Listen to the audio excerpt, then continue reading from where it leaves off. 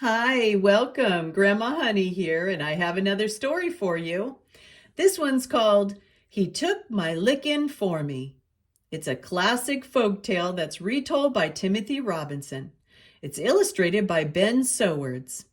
All right, let's get started.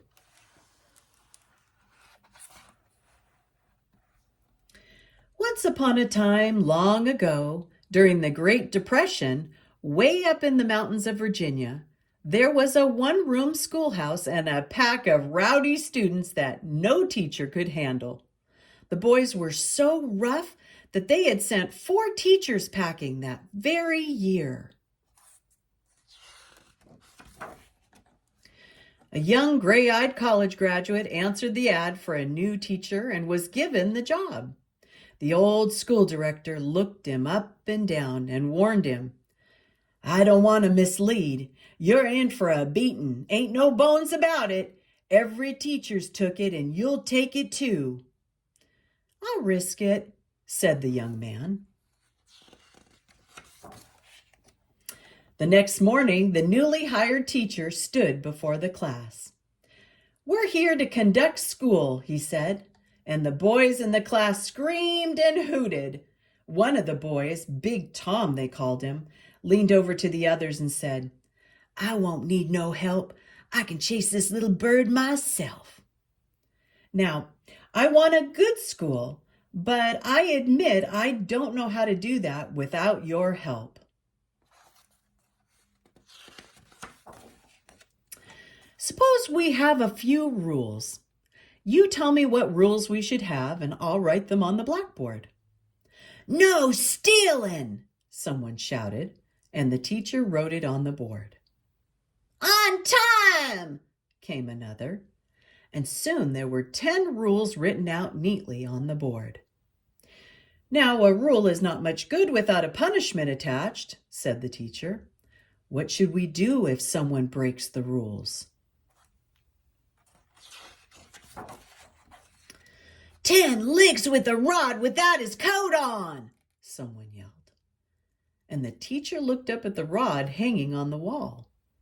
10 licks. That's pretty severe, boys. Are you ready to stand by it? And the class agreed. Not long after that, Big Tom came into the class very upset. Someone had stolen his lunch, and the teacher interviewed the boys one by one and soon discovered the thief, a little scrawny fellow, scarcely 10 years old. The teacher called the boy forward to receive his punishment. "Take off your coat," he instructed. I deserve it. I'm guilty. I'll take the 10 licks, but please don't make me take off my coat." "Well, were you here the day we made the rules?" And the boy nodded, and the teacher took the rod down from its hook.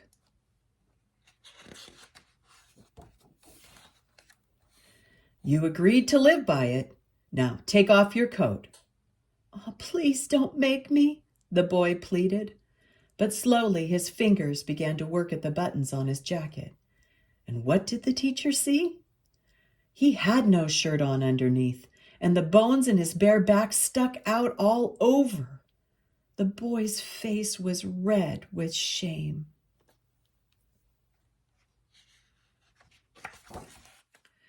"Why have you come to school without your shirt, Jim?" the teacher asked. "My daddy's dead and my mama's poor. I only got but one shirt, and it's in the wash today. I wore my brother's big coat to keep me warm." And the teacher looked down at the rod in his hand, and he hesitated, unsure what to do. Suddenly, Big Tom jumped to his feet. "Oh, I'll take his licking for him," he said.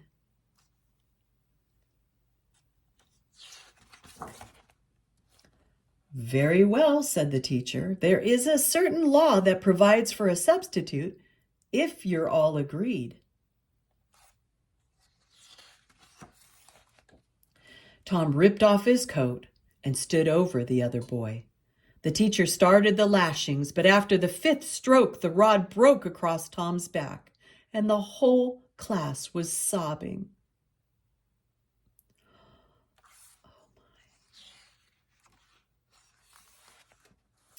Little Jim had reached up from below and caught Tom with both arms around his neck. "I'm sorry I took your lunch, Tom," he cried. "I was awful hungry. I'll love you forever for taking my licking for me. Yes, I will love you forever."